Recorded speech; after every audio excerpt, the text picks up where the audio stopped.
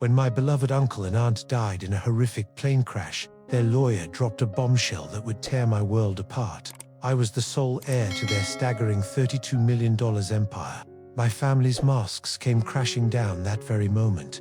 I am Isabella, 29 years old. Until 2 months ago, I was just a struggling veterinarian working at a small animal clinic, barely scraping by in a cramped studio apartment. My Uncle Marcus and Aunt Grace had been my sanctuary since childhood. While my parents, Michael and Patricia, were climbing social ladders and chasing status, Uncle Marcus and Aunt Grace showered me with the love and wisdom I desperately craved. They built MG Enterprises from absolute nothing, a modest construction company that grew into a real estate empire spanning 4 states. Despite their astronomical wealth, they lived with breathtaking humility. Uncle Marcus drove the same weathered pickup for 15 years. Aunt Grace grew her own vegetables and mended clothes instead of buying new ones. Money is meant to serve purpose, Isabella, Uncle Marcus would say, his calloused hands gentle on my shoulders. Never let it become your master. This philosophy became the poison that destroyed his relationship with my father, Michael, his younger brother, who felt entitled to every penny of their success. Growing up, I witnessed countless explosive confrontations. Michael would storm into their modest home demanding loans that were never repaid, his voice dripping with venom when they refused to fund his ridiculous get-rich-quick schemes. My mother Patricia would make snide remarks about their embarrassing lifestyle, suggesting they were hoarding money that belonged to the family. My twin brother, Marcus Jr., named after our uncle in a pathetic attempt to curry favor, became their carbon copy, constantly pitching absurd business ventures and throwing tantrums when rejected. My sister Diana learned early to weaponize tears and guilt trips, mastering the art of manipulation our parents had perfected. The breaking point came when my father demanded an executive position at MG Enterprises, despite having zero construction experience. Uncle Marcus's rejection was swift and brutal. Respect is earned through character, Michael, not birthright. That night, my father's rage shook the walls as he screamed about being betrayed by blood. For me, Uncle Marcus and Aunt Grace chose a different path. They nurtured my passion for animals, funding my veterinary education without strings attached. Every Sunday, I'd escape to their sanctuary for dinner and genuine conversation. They celebrated my small victories at the clinic while my parents dismissed my career as playing with pets. 2 months ago, my world imploded. The call came at midnight. Their private jet had crashed during a storm. No survivors. The funeral was a grotesque theater of fake grief. My parents orchestrated every detail, arguing with the funeral director about expenses, while I sat numb with devastation. My siblings performed 4 cameras, while checking their phones between tears. Cousin Jennifer sobbed dramatically for photos, but immediately stopped when the attention shifted elsewhere.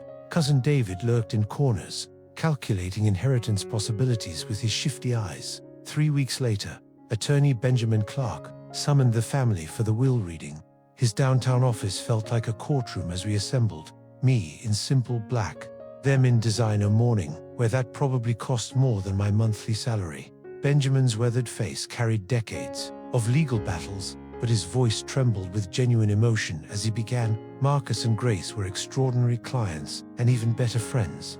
What I'm about to share reflects their deepest convictions about family and legacy.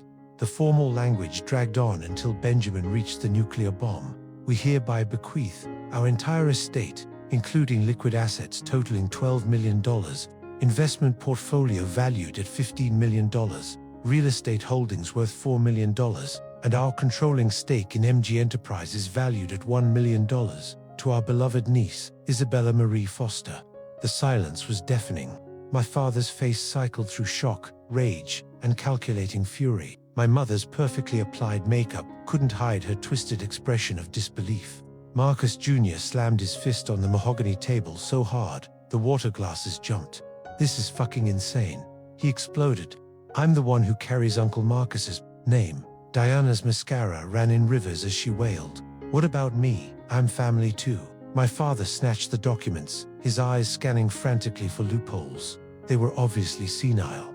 "This will never hold up in court." Benjamin remained ice-cold calm. They anticipated this reaction. "Michael." They recorded a video message specifically for this moment. The wall screen flickered to life, revealing Uncle Marcus and Aunt Grace sitting in their beloved garden. My heart shattered seeing them alive again, their faces radiating the warmth that defined them.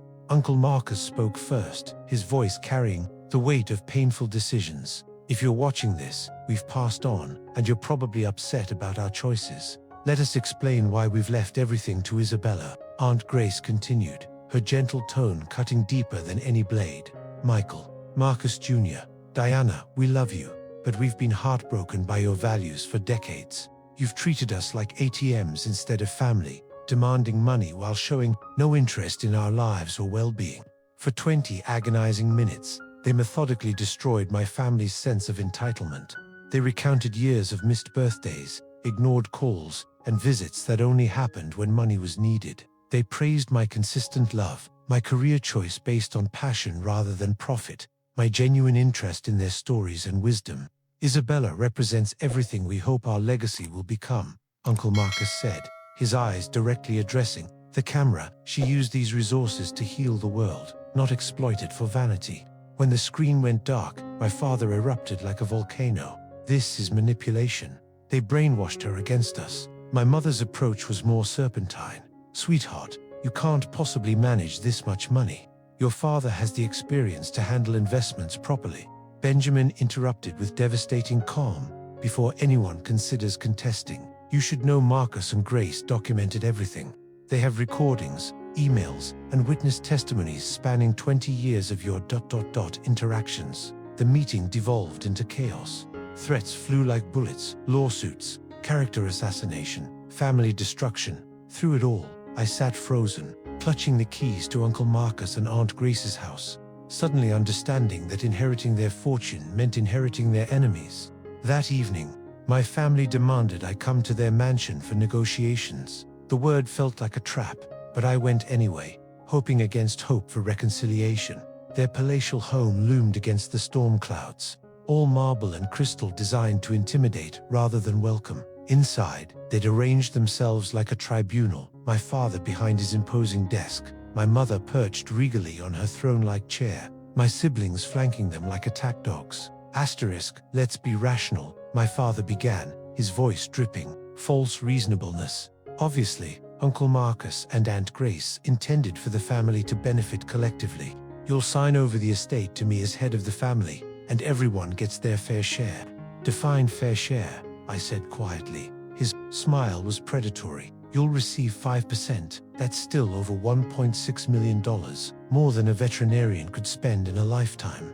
Marcus Jr. leaned forward eagerly. I need at least $8 million for my cryptocurrency mining operation.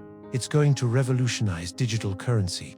I almost laughed. My brother's last revolutionary venture had been selling overpriced smoothies that gave half his customers food poisoning. Diana dabbed her eyes dramatically. The house should come to me. My children need space to grow up properly. Your children, who you've never brought to visit Uncle Marcus and Aunt Grace? I asked. Her tears dried instantly. That's completely irrelevant. When reason failed, they switched to emotional warfare. My mother's voice cracked with practiced vulnerability. After everything we've sacrificed for you, this is how you repay us. We gave you life, love, opportunities, ... double quotes, when I interrupted. When did you give me love? When you missed every single school play? When you forgot my birthday 3 years running? When you called my career a waste of education? My father's mask slipped, revealing the monster beneath. Ungrateful little bitch. You think you're better than us because you play with puppies all day. The verbal assault intensified as the night wore on. When manipulation and guilt failed, they resorted to pure intimidation. My father loomed over me, his finger jabbing inches from my face. You have one choice, Isabella. Sign those papers and remain part of this family, or take your precious inheritance and consider yourself dead. To us, the ultimatum hung in the air like smoke from a funeral pyre. I looked around at these people who shared my DNA but not my soul, searching desperately for any flicker of love or understanding. I found nothing but greed and entitlement. I won't sin, I said, my voice steady despite my racing heart. Then get the hell out of my house. My father snarled. You're no daughter of mine. I live in my own apartment, I reminded them. His laugh was cruel and sharp. The apartment we co-signed for because your pathetic salary couldn't qualify you. Check your lease, sweetheart. We own that building through Davidson Holdings. Consider your tenancy terminated."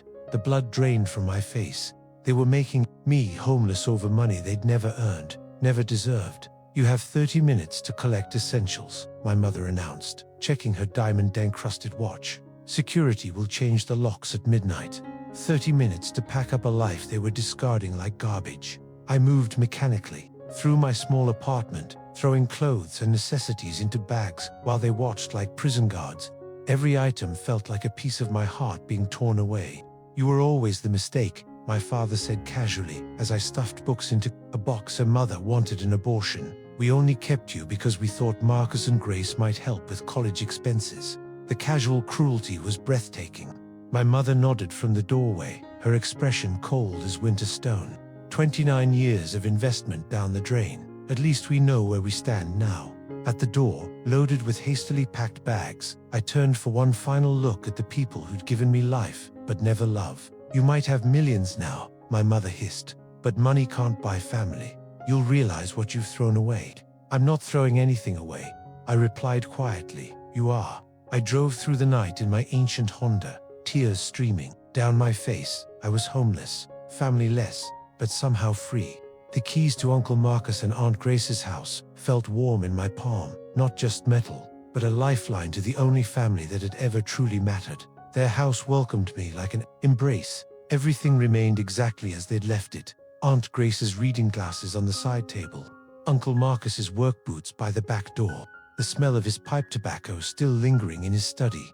I collapsed in their bed and sobbed until exhaustion claimed me, mourning not just their deaths, but the final destruction of any illusion that my birth family had ever truly loved me. Morning brought clarity, along with coffee and the arrival of Benjamin Clark, who had anticipated this exact scenario. With him came Carlos Mendoza, Uncle Marcus and Aunt Grace's estate manager and trusted friend for 20 years. "Miss Isabella," Carlos said warmly, "your uncle and aunt asked me to watch over you if anything happened. The property is secure, maintained, and protected." Over the following hours, more allies emerged from Uncle Marcus and Aunt Grace's carefully cultivated network. Elena Rodriguez, their business partner, who knew every detail of MG Enterprises. Dr. Robert Kim, their financial advisor with comprehensive portfolios. Margaret Walsh, their neighbor who brought homemade soup, and 30 years of friendship. Each person carried pieces of the puzzle.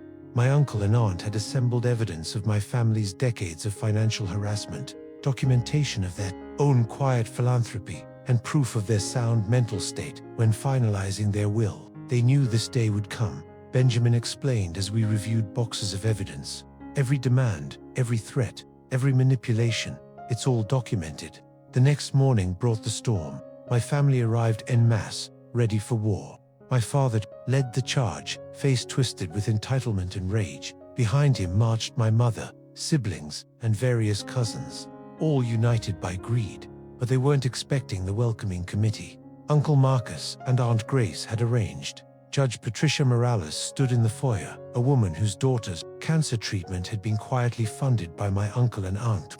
Police Chief Robert Martinez waited nearby. His department had received anonymous donations for equipment upgrades for years. "What is this circus?"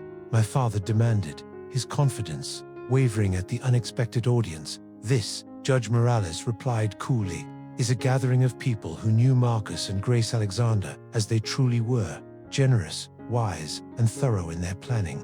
Elena Rodriguez stepped forward with her tablet. "Michael, I have documentation of every unauthorized attempt you made to access company funds over the past 15 years, including the $300,000 you embezzled in 2018 that Marcus chose not to prosecute." My father's face went ashen. Dr. Kim opened his briefcase with surgical precision.